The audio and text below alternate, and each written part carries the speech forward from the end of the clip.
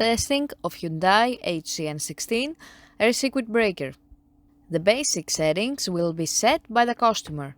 For testing, we add a 220 volt AC power supply. At first, we trip the breaker manually.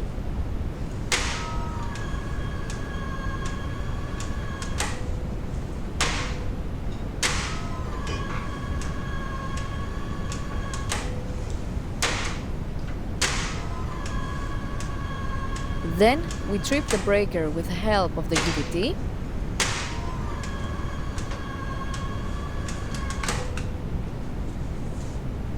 Next, we perform a short time delay test and the breaker trips almost instantly. And lastly, we perform a long time delay test and the breaker trips .